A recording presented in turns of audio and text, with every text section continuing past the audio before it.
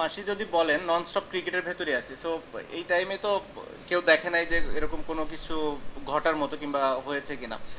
শুধু এই ম্যাচটাই মনে হয়েছে, সেটা অনেকগুলো রিজন থাকতে পারে।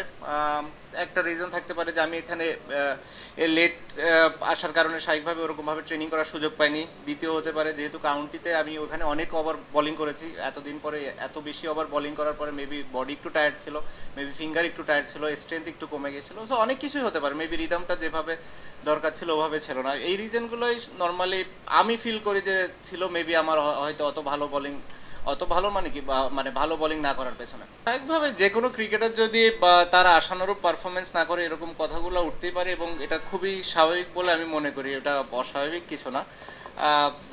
মানুষ এটা ফিল করতেই পারে। আমি বিশ্বাস করি যে মানুষ বেশি কিছু হয়তো এক্সপেক্ট করে, এই কারণেই হয়তো এরকম চিন্তা করে।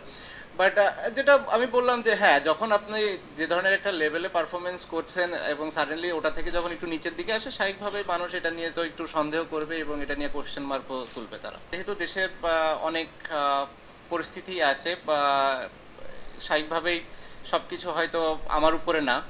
স্বাভাবিকভাবে ওই জিনিসগুলো আমি বিসিবির সাথে ডিসকাস করেছি, যে তাদেরকে বলা হয়েছে স্বাভাবিকভাবেই যে আমার কি প্ল্যান, স্পেশালি টেস্ট ক্রিকেট নিয়ে।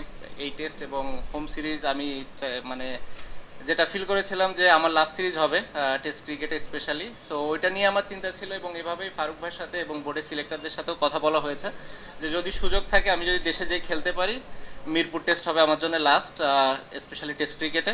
এবং সেই কথাটা বোর্ডের সবার সাথে বলা হয়েছে, এবং তারা এই বিষয়টা জানে, এবং তারা চেষ্টা করছে যে কিভাবে এটাকে সুন্দরভাবে অ্যারেঞ্জ করা যায়, এবং যাতে করে আমি যে খেলতেও পারি এবং নিরাপদ ফিল করি। অ্যাট দি সেম টাইম যখন দেশের বাইরে আসার দরকার হবে এবং দেশের বাইরে বের হতেও যেন আমার কোনো সমস্যা না হয়, এই জিনিসটা বোর্ড খেয়াল করছে। এবং যারা এই বিষয়গুলোর সাথে রিলেটেড মানুষ আছে, তারাও এই বিষয়টা দেখবে এবং দেখছে বলে আমি মনে করি, এবং তারা হয়তো আমাকে একটা ডিসিশন দিবে, যেটার ভিত্তিতে আমি হয়তো দেশে যে খুব ভালোভাবে খেলে অ্যাটলিস্ট টেস্ট ফরম্যাটটা ছাড়তে পারবো।